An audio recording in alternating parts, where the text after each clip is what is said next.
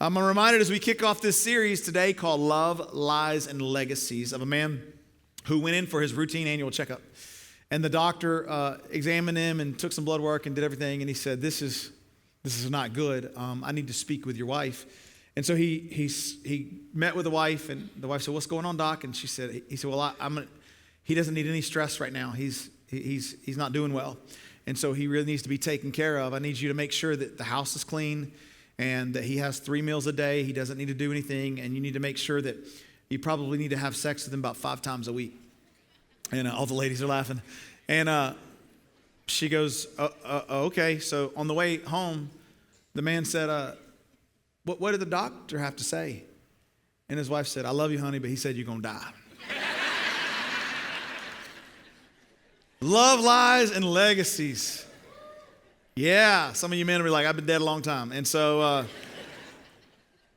here's the premise behind this series. Often in our search for love, we believe lies that destroy legacies.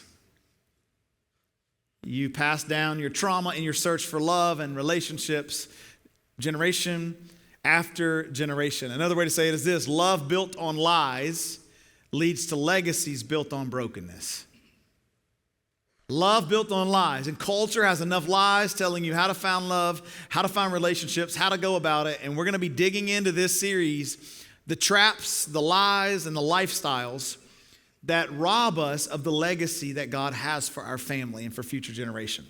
So we're talking about singleness today. Single people, listen to me.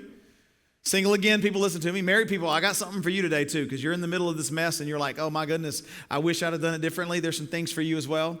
We're going to talk about marriage. We're going to talk about sex. We're going to talk about family in this series. And this is a great one to bring all your unsaved friends to, or all your church friends, so we can offend them all, okay? The people who get most offended with me in this series are like, I can't believe you talk about that in church. And I'm like, I can't believe we hadn't talked about it more in church. And because the world's talking about it. So today, I'm just going to give you a 3-step trap. I'm going to go ahead and give you the title of today's message and the points up front. You ready for this? Here it is. Hook up, shack up, break up. Some of y'all are like, oh, I didn't know we were coming for this today. I thought we were still in I wish I wouldn't have. Well, I wish I wouldn't have hooked up. I wish I wouldn't have shacked up. And I wish I wouldn't have broke up. So we just continue that motto along the way.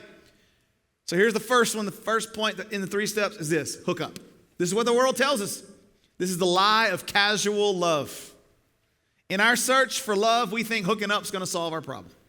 In our search for somebody to accept us and love us, or to find someone to love, we try to find someone to hook up with. Do you know that over 90% of people now have sex before marriage? Some of you are like, big deal. That's the problem with our culture. When we grew up 30, 40, 50 years ago, we were taught a different morality. We weren't taught to follow our feelings. We weren't taught to do whatever felt good. We were actually taught to have some self-control and self-discipline. And here's the thing about those people that are continuing. 90+% of people have sex before they get married. And the reality is, for many of you, it was probably an incredible, fun, and exciting experience. But for many, it was a regretful and shameful experience, and you've carried the baggage with you ever since. And here's what I know. For none of you did it actually fulfill the void you hoped that it would fulfill. Here's the motto behind hookup. You ready for this? Why buy when you can borrow? Now, ladies, listen to me. I'm about to offend the men. If he's just hooking up with you, if he's hooking up with you before you're married, he's borrowing it. He hasn't bought it yet. And some of you are hanging on hoping he'll buy it. Listen, make him buy it before he gets to experience it. That is God's design. If you're going to do it right. Come on, ladies, don't be afraid. I got your back. Here's the problem. Do you know the average 23-year-old female now has a higher body count? Okay, for those of you who are over 40, let me explain what that means. It does not mean they've murdered more people. It means they have slept with more people. The average 23-year-old has a higher body count than the average 53-year-old woman. Why? Because we've bought into the lie of hookup. And every single time you do, you leave a little bit more of yourself. You leave a little bit more of your emotions. It's like test driving a car. You go test drive the car, you can only go 45 miles an hour. The route they tell you, it takes 6 minutes and you're done. And then you got to decide whether you want to buy the car. And so often, we test drive our relationships. You think that 4, 5, 6 minutes of intimacy or false intimacy all of a sudden is going to provide. And all it does is you're like, well, I think I want the car. I don't know if I do or not. And it's not a true experience because what you haven't had to do is replace the oil, change the tires, or anything yet. And so a test drive of a car doesn't tell the whole story. There's a huge relationship in a difference in relationships and cars. And let me tell you, like you didn't know that, right? When you buy a car, it's going to get dinged up and it's going to have a lot of wear and tear, and you're going to be forced later in life to get a new one. If you want to get married and you want to have a relationship the way God designed, or you want to have a sexual relationship the way is meant for marriage in God's ultimate design, you don't just to go out and get another one when this one gets dinged up, or when this one has a problem, or when the transmission fails. You don't get to trade it in. And we treat relationships so much like cars or purchases, or try it before you buy it. Why buy it when you can borrow it? So let me give you this quick illustration. All right, so many of us look for relationships like we look for food. All right, we say we're gonna go and find what we want to eat. So we get our little holiday cookbook out, and we turn to the page where we can find this special cake. Let's see, what do we want? We'll find I found a red velvet one in here. Come on, somebody. Anybody like red velvet? Okay, let's see what we got. All right, we'll just say carrot cake here. No, that one's not good. Nobody likes carrot cake. There's the coconut red velvet snowball cake. Some of y'all like, why? Okay, get us out of here. So what we do is we go to the store and we find it. I want that one. I want that cake. So we're going to go to the store. We're going to find it. This is not red velvet, but we find the cake we want, and we see the picture on the box. We're like, that looks amazing. So we're just going to make ourselves a cake. And so we open it and we pour all the ingredients into the bowl, and then we start stirring it. Here's the problem. As you know, the only thing in this is the batter. It's missing a lot of ingredients to make it look like this, or taste like this, or have the full experience that you can have. And so how silly is it for me to pour it in there and be like, I'm making a cake. You're like, but all you got is powder. I'm like, that's okay. Here's what happens in relationships. We see what we want and we go after it, and then we jump the gun on the process, and we're like, you know what? Let me just taste it.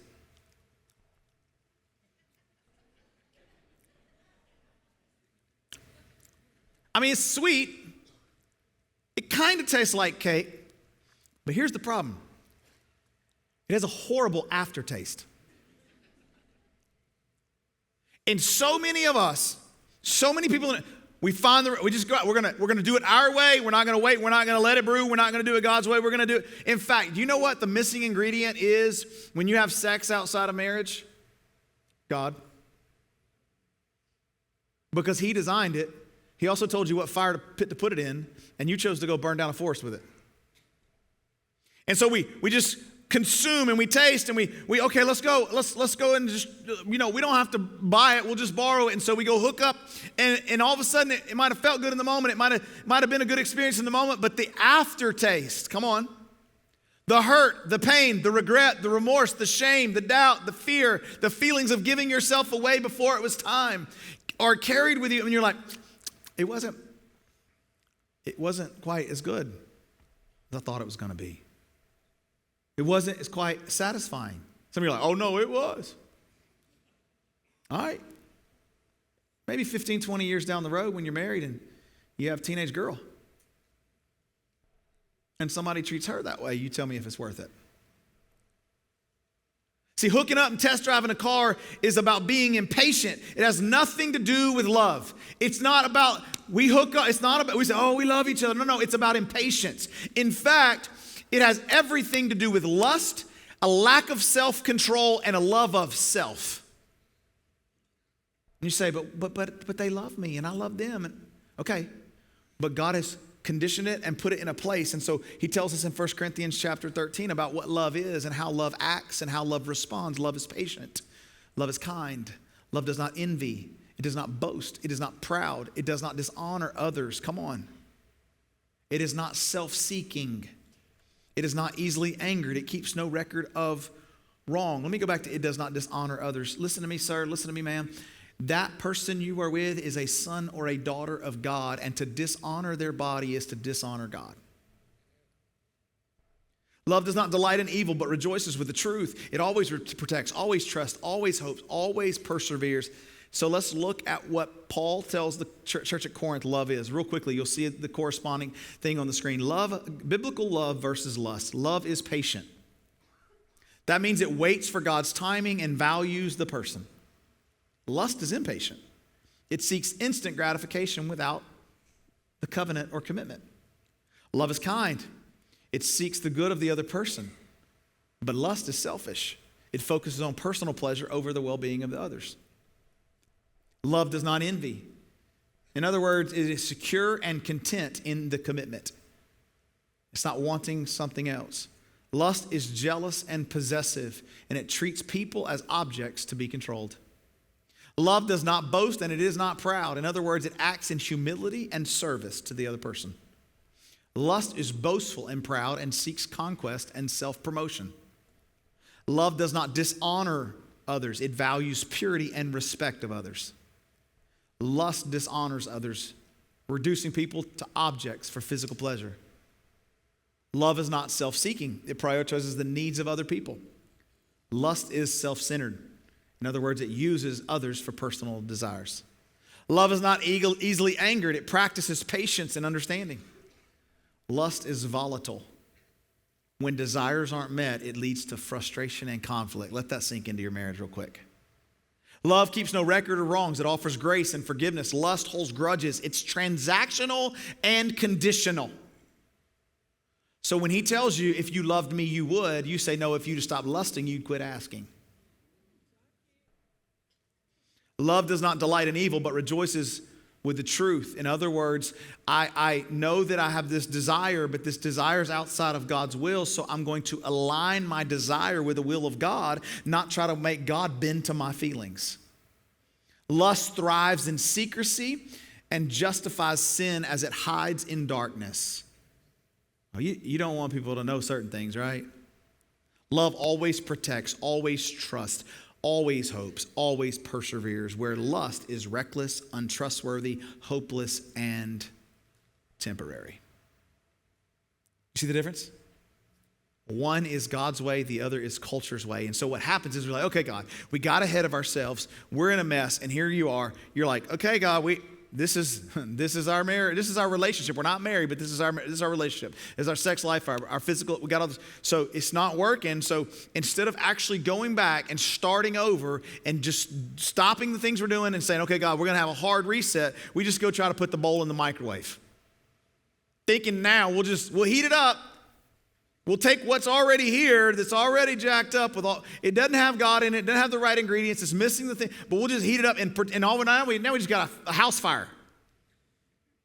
Why? Because we're still trying, and this is what happens when we mess relationships up, when we walk away from God, when we do our own thing, we don't just to get to go, we got to actually go back and do some hard things to reset our mind, our brain, our mindsets, and begin to, because what happens is you have now put yourself in a situation. I put myself in a situation that is not easily fixed, is it? It's not like we can just say, okay, we're good. Let's just start over. Why? Because Proverbs chapter 14, verse 12 tells us this way. There is a way that appears to be right to a man, but in the end leads to death. And when we got ourselves in these situations, we had no idea what we were doing. We had no idea how bad it might be. And now we're like, God, what is the deal? It's because we did it the culture's way. Here's the second step in the 3-step trap. Shack up. If I were to bring $100, this is the counterfeit of commitment, okay? If this is where I kind of commit, but I'm really not committed. And listen, this ain't just for young people. This is for older people too. You say, well, we're just in it because we can share the bills. Okay, there's nothing wrong with finding you a female roommate if you're a female, or a male roommate if you're a male. And there are situations where I get it. There are specific situations where like almost best friends are living in the same house. There's nothing going on and all that kind of jazz, but that is few and far between. And at the end of the day, what happens here is it's a counterfeit commitment. If I were to hold up one of those $100 bills that I had last week, it looks crisp, it looks clean, it looks nice, but at the very bottom it says for motion picture use only. And if you don't look at it close, you can't tell. And all of a sudden, you go to spend it, you're going to get in trouble for trying to cash something in that's not real. And so often we've tried to cash in a false narrative, a false commitment as if we're married, as if we're doing it God's way. Here's the motto here. We're going to try it before we buy it. The other one said, why buy it if you can borrow it? This one says, try it before you buy it. Here's the problem with this. This breaks down. It's kind of like leasing a car versus buying a car. The other one was test driving the car. This is about leasing it. I'm going to go get me a 3 or a 5 year lease, but I'm not really responsible for the car. Ultimately, I'll turn it back in. Or better yet, I'm going to go rent a car from Enterprise, which is the only place in the world to rent one around here, and they never have cars. Come on, somebody. Got to drive 42 miles and wait 4 hours for a car that you booked at 3 o'clock, and they don't have it. I'm venting. It's my therapy session. And at the end of the day now, I got this car, but I can drop it off when I'm done with it. I can even just drop the keys in a box. I don't even have to fill the tank. I can pay them a fee and they'll do it for me. This is how we treat relationships. When I'm done with it, I'll just be done with it. Or I'll move in, we'll cohabitate, we'll hook up, we'll shack up, and we'll see how it goes, but I might return the keys. And here's the problem with that. It is sex and marriage is not an experiment. It is a covenant that God gave one man and one woman, and it is the most, minus the resurrection of Jesus Christ who laid down his life for the sins of the world with a blood covenant. Marriage is the most consecrated blood covenant in the history of the world. I challenge you to do some research on what a blood covenant is and why marriage is a blood covenant. It's pretty graphic, but you need to understand that God sees it as a covenantal relationship. 1 Corinthians chapter 6, verse 14 says, flee from sexual immorality. All other sins a person commits are outside of the body, but whoever sins sexually sins against their own body. You see why this is so bad? Why it's so hard? Why it has such an effect? Why it bothers people? Because it's against your own body. Hebrews chapter 13 says it this way, marriage should be honored by all, and the marriage bed kept pure, for God will judge the adulterer and the sexually immoral. Jesus was teaching in the Sermon on the Mount, Matthew chapter 5, 6, and 7. He's telling you how to build your life. Pray, fast, don't commit adultery, be pure before God, build a family, have generosity. And he says it this way, therefore, I've taught you for 3 chapters. I'm going to give you the ending to this sermon. Therefore, everyone who hears these words of mine, Jesus says, and puts them into practice is like the wise man who built his house upon the rock. I want to build my house upon the rock. And Jesus tells us in his teachings how to do it. And then he says, the rain came, the streams rose, and the winds blew, and it beat against the house, yet it did not fall. Why? Because it had its foundation on the rock. But everyone who hears these words of mine and does not put them into practice is like a foolish man who built his house upon the sand. The rain came, the streams rose, and the wind blew, and the house fell with a great crash. This is what happens when you build your house, when you build your marriage, when you build your family on the culture's messages and the culture's lies. It robs you of your legacy. Okay, so here, let me give you some statistics. People say, what you understand, man? You can cohabitate, you can learn, you can grow, let me show you the statistics. Do you know that couples that wait until marriage to have sex at all with anybody, just the only person they're going to have sex with is their marriage partner when they get married, the divorce rate of those couples is somewhere between 5 and 10%. If that same couple decided to have sex before marriage and still get married, and the only people they had sex with was each other and got married, the divorce rate rises to 25%. Same couple, the only difference is they had sex before they got married with each other. Now, if you multiply that and people have had multiple sex partners, the divorce rate skyrockets, but let me give you some others. People who don't get married after having sex. So if people say, people who say, we're going to get married, we might as well go ahead and do it. We engage sexually, it's okay because we're getting married. Listen to me, 50% of those people never get married.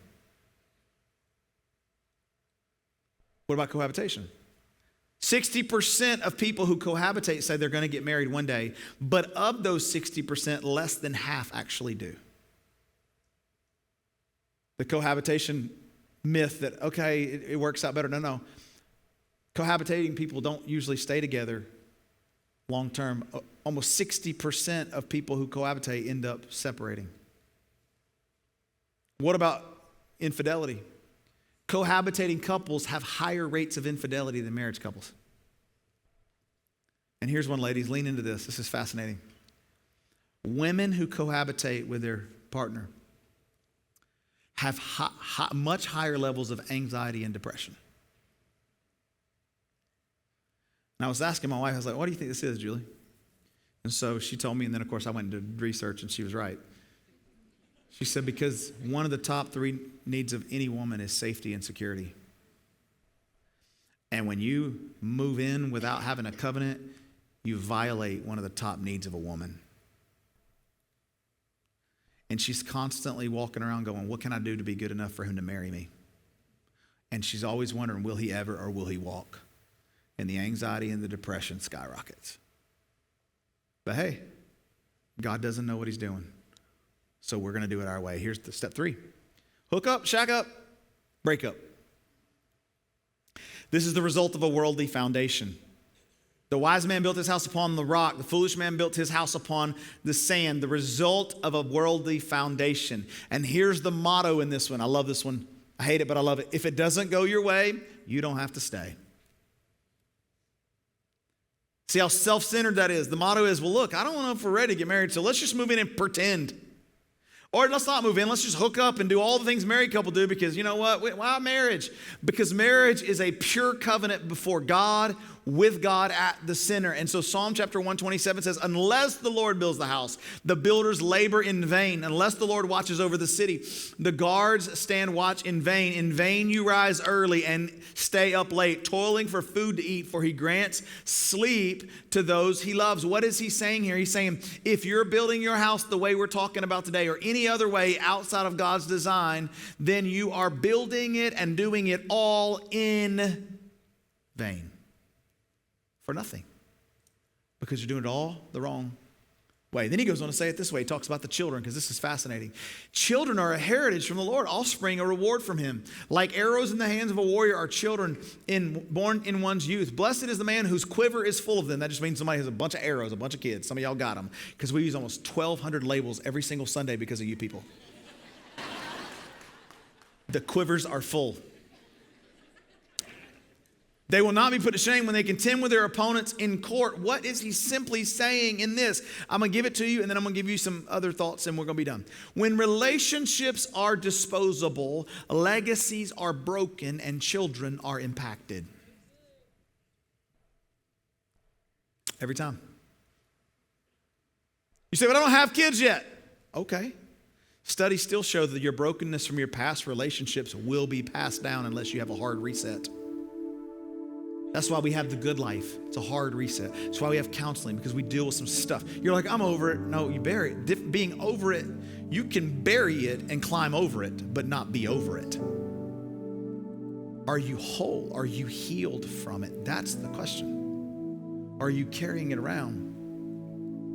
And so we have good life. We have counseling to do the hard things to get whole, because here's 9 things that fractured, broken, relationships have, the effects they have on children, even if they weren't born at the time, but they see the dysfunction from your previous relationships. Here's 9 things psychology tells us. Number 1, they have a higher level of emotional and psychological distress. I won't go into all the details. I'm just going to read them. They have attachment issues, more behavioral challenges, a greater difficulty in social circles and relationships, especially romantic ones. They have an increased risk of mental health issues. They have a sense of responsibility that comes, this is so unhealthy, but it happens. They see mom and dad's dysfunction, and all of a sudden they're 14 and they're like, something's wrong, and they start trying to parent their parents. Because they're like, they never grew up. How backwards is that?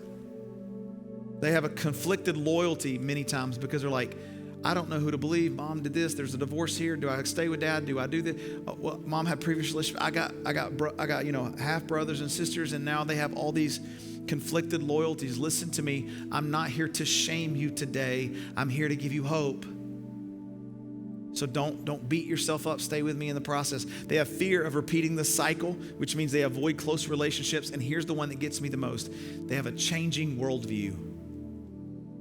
This is why so many young adults are deconstructing their faith. Meaning they heard about God, they learned about God, but then they look at it and say something's off, and now they go deconstruct and they walk away from God many times because they looked at their family members and the people who called themselves believers, called themselves Christians, but lived a different way, and it had all this, and they're like, man, there must be something different out there, and now their whole worldview changes because of the dysfunction. So what's the answer? Well, I'm glad you asked, because everybody always loves something we call here at Relevant Church, something we call the love cake. And here's the situation with the love cake. More often than not, in our attempt to find love, we start, guys, I'm being very generic with this in general, so maybe you're not this way, but we start with one of two things, and many times for guys, it starts with this: a physical. Oh, she cute, man. Get me a dime piece. I mean, okay? And for ladies, many times, it starts for the emotional for you, doesn't it? He makes me feel so good. He's just so complimentary. He just treats me so good. He smiles so pretty. When I'm around him, I don't know, it just feels so different. Come on, some of y'all ladies are like, okay. Here's the problem. So we'll just start building our foundation on these two things. And we hook up and shack up. Maybe we don't even break up. Maybe we don't even shack up. Maybe we just hooked up and then got married, but we started here. Man, she looks good. Man, he makes me feel good. And oh man, it's great till it's not. Because then we got married or whatever, we moved, then I actually got to know you. I actually learned who you are and realized she's crazy.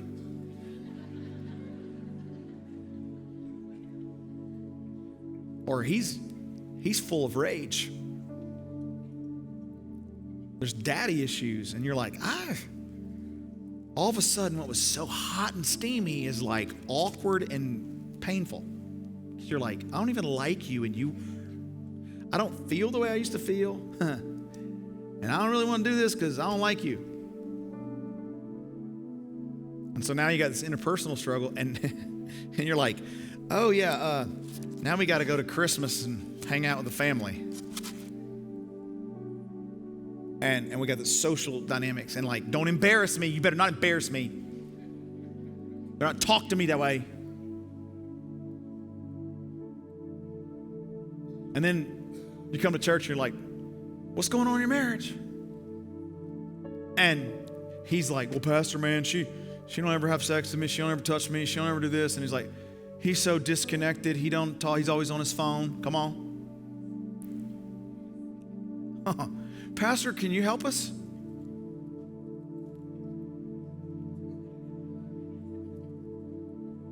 Here's what you want to do. You want your pastor, or you want God, or you want to be like, okay, God, will you bless us and cover us? Here's the problem. You took it under the covers long before it was covered by God.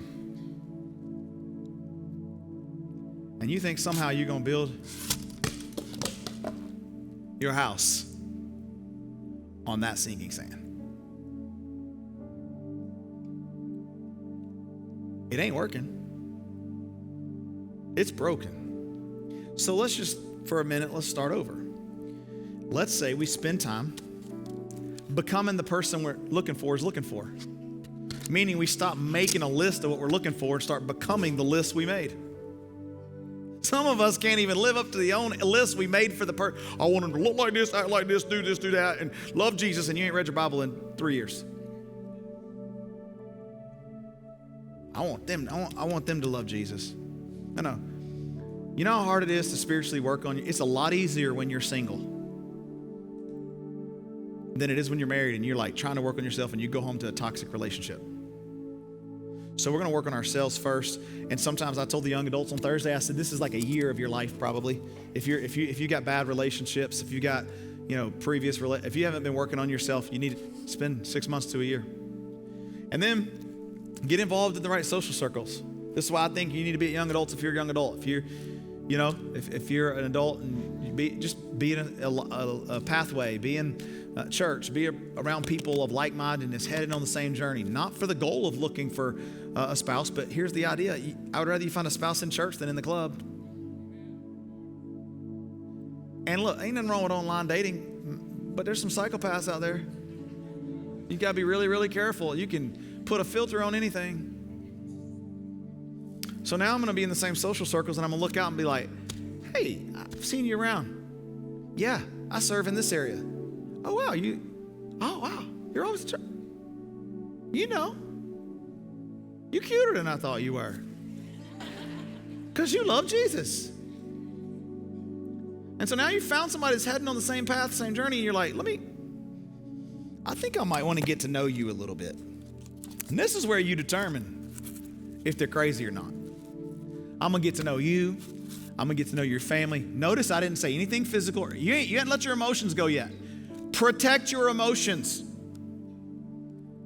And then you're going to spend some time with family. You might even go on a double dates, and friends, and same circles, and you get little ooey feelings, and like, okay. But like, I know you. I know your character. I know your heart and your service and your passion and your circle. Now I'm getting to know you.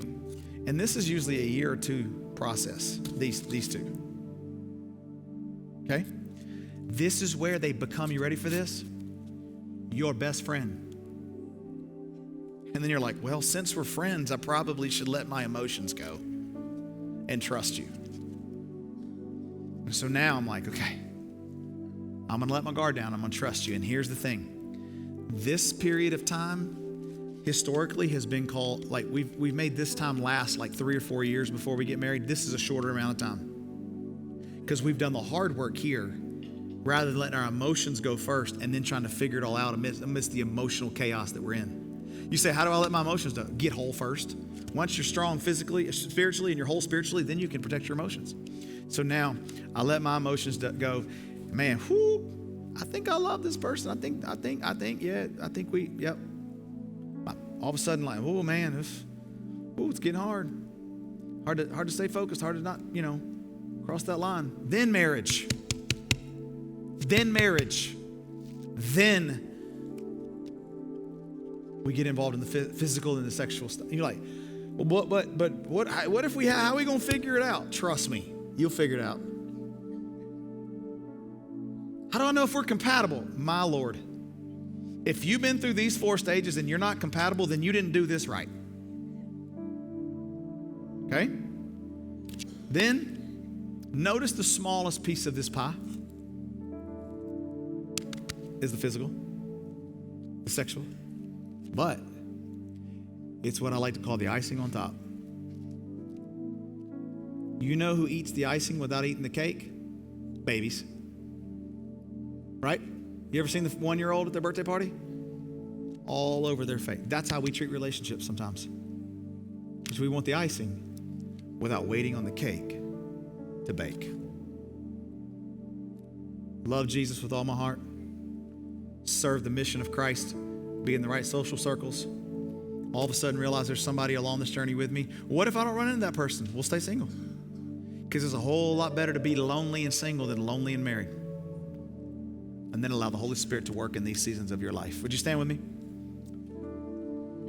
This is good. It's too far. Y'all coming back next week?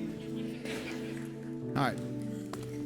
Because if y'all don't come back next week, then there'll be seats for everybody. Seriously, we're going to go through this journey. We're going to have some hard conversations. People are going to get free. And you're going to be better for it. Let's pray together. If that's you today, you just got something I said. Doesn't mean you're got some massive brokenness or chaos or addiction in your life, but you just say something I said today challenged you, and you want God to just challenge you the rest of the series, and you want to have the heart to submit everything to the Lord. Would you just lift your hands all across this room? I know my hands are up. I got things I need to grow in these areas. Father, we love you today. There are people that have made a mess of their life, a mess of their marriage, a mess of their family. There are people in the middle of a mess right now. But you are the God of a mess. And you can take our mess and turn it into a message that only comes when we find hope. And I pray you during this series, restore families, bring healing to people who've gone through difficult seasons, who've given themselves away, who may walk out of here feeling guilty today. I pray they wouldn't walk out of here with shame, but they would walk out of here with hope, knowing you're a God that restores. And that they'd make a commitment to be here in this series and find wholeness along the way. We love you and we thank you. In Jesus' name, and everybody said, amen. God bless you. We'll see you next Sunday.